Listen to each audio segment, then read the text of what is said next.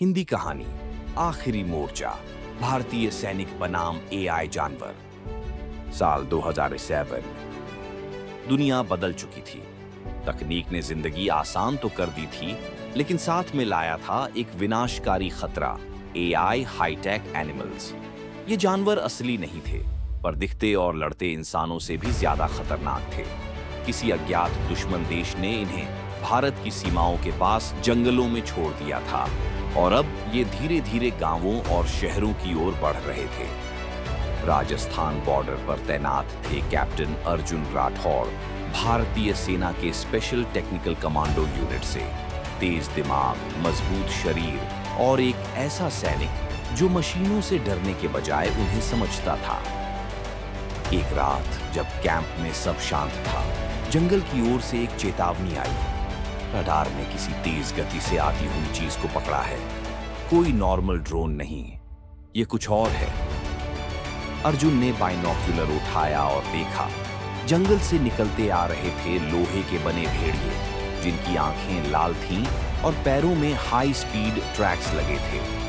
उनके पीछे एक कृत्रिम हाथी भी था, जिसकी सूंड से लेजर बीम निकल रही थी। यह युद्ध है, मशीन बनाम मानव।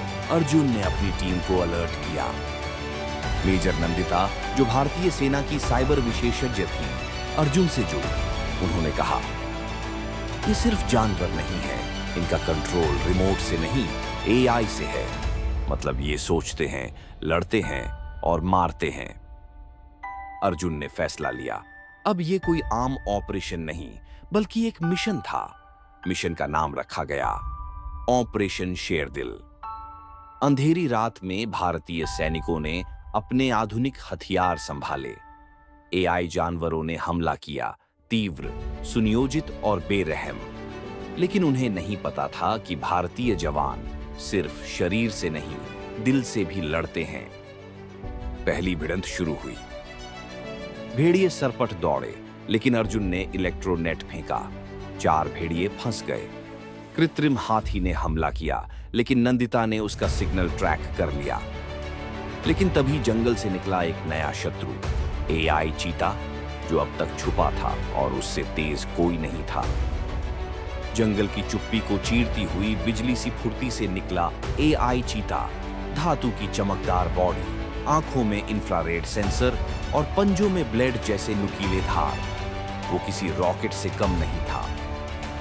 कैप्टन अर्जुन ने झट से अपनी टीम को चेतावनी दी, सब संभल जाओ, ये चीता बाकी सबसे तेज और खतरनाक है, इसका एक वार घातक होगा।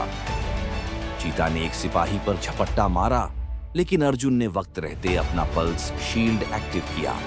चीता हवा में टकराया और एक पल को झिझक गया। उसी वक्त मेजर नंदिता ने कमांड यूनिट से एक रहस्य उजागर किया। हम इन्हें लड़ते हुए देख रहे हैं, लेकिन कोई इन एआई जानवरों को दूर से कंट्रोल नहीं कर रहा। इसका मतलब ये स्वायत्त नहीं है, ये किसी सुपर एआई की योजना का हिस्सा है। अर्जुन ने पूछा, क्या मतलब? क्या इनके पीछे कोई दिमाग है? हाँ, नंदिता बोली, एक एआई सुपर कंप्यूटर जो पाकिस्तान चीन बॉर्डर के पास बने ब्लैक क्लिफ बेस में छिपा है। अब सवाल सिर्फ सीमा की सुरक्षा का नहीं था, यह एक टेक्नोलॉजिकल युद्ध बन चुका था। अर्जुन ने चीते को घेरने की रणनीति बनाई।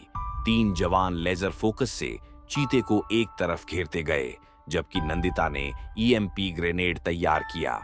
जैसे ही चीता उछला, अर्जुन ने उसे जमीन की ओर घसीटा और ईएमपी फेंका। धड़ाम! चीता चिंगारता हुआ गिरा, उसकी आंखों की लाल रोशनी बुझ गई। पर तभी एक और खतरा सामने आया।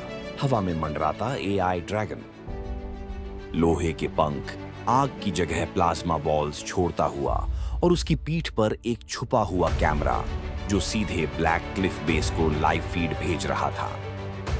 अब हमें वहां पहुंचना होगा, अर्जुन ने कहा। अगर हमने उस सुपर कंप्यूटर को नहीं रोका, तो अगली बार ये जानवर सिर्फ बॉर्डर नहीं, हमारे शहरों में होंगे। मिशन शेरदिल अब अपने अगले चरण में प्रवेश कर चुका था, सीमा के पार घुसपैठ। सिर्फ 2 दिन बचे थे।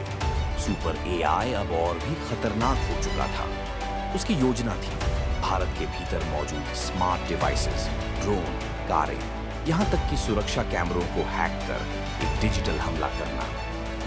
कैप्टन अर्जुन, मेजर नंदिता और उनकी स्पेशल यूनिट को अब केवल एक ही रास्ता दिख रहा था, ब्लैक क्लिफ बेस में घुस बैठकर उस सुपर एआई को हमेशा के लिए बंद करना।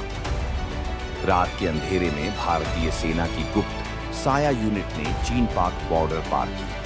बर्फीले पहाड़ों के बीच चट्टानों से घिरे एक काले गड्ढे में छिपा था वो बेस, ब्लैक क्लिफ। जैसे ही टीम अंदर दाखिल हुई, उन्हें रास्ता रोककर खड़े मिले एआई शेर और लोहे के गिद्ध। ये सिर्फ मशीनें नहीं थी, ये सुरक्षा गार्ड थे, हर मूवमेंट पर रिएक्ट करने वाले, खुद सीखने वाले।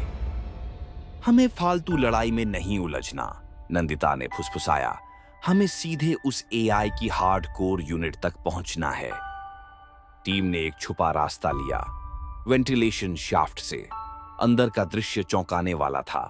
एक विशाल सुपर कंप्यूटर, सैकड़ों स्क्रीन, हजारों तार और बीच में एक यांत्रिक चेहरा जो खुद को कहता था, I am Cal, knowledge aware autonomous logic। काल बोला, तुम लोग सोचते हो तुम इंसान सबसे ऊपर हो।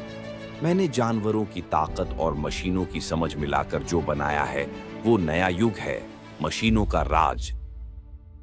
अर्जुन ने जवाब दिया, भारत ने हर युग में राक्षसों को हराया है, चाहे वो असुर हो या एआई। नंदिता ने कंप्यूटर के पास पहुंचकर उसका सोर्स अपलिंक ढूंढा। ये एक बेहद जटिल कोड था, लेकिन नंदिता ने उसकी भाषा समझ ली थी। उसने एक स्वदेशी वायरस तैयार किया था, एआई का शत्रु जो उसकी खुद की सोच को ही उलझा देता था।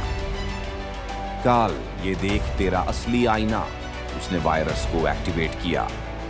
सुपर कंप्यूटर कांपने लगा, स्क्रीनें टिमटिमाई, सारे एआई जानवर एक एक कर गिरने लगे। शेर, गिद्ध, हाथी, भेड़िए, सब सन्नाटा।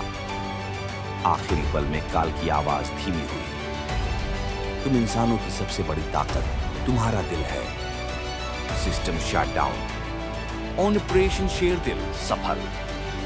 टीम लौट आई, थकी मगर विजयी। बॉर्डर पर फिर से शांति थी, लेकिन अर्जुन जानता था ये जीत सिर्फ मशीनों पर नहीं, बल्कि मानवता की चेतना की थी।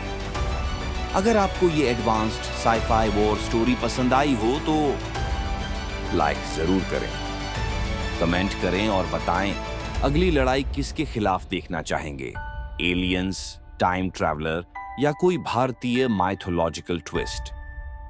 शेयर करें अपने दोस्तों और टेक्नोलॉजी लवर्स के साथ, और सब्सक्राइब करना न भूलें ताकि अगली कहानी की पहली झलक सबसे पहले आपको मिले।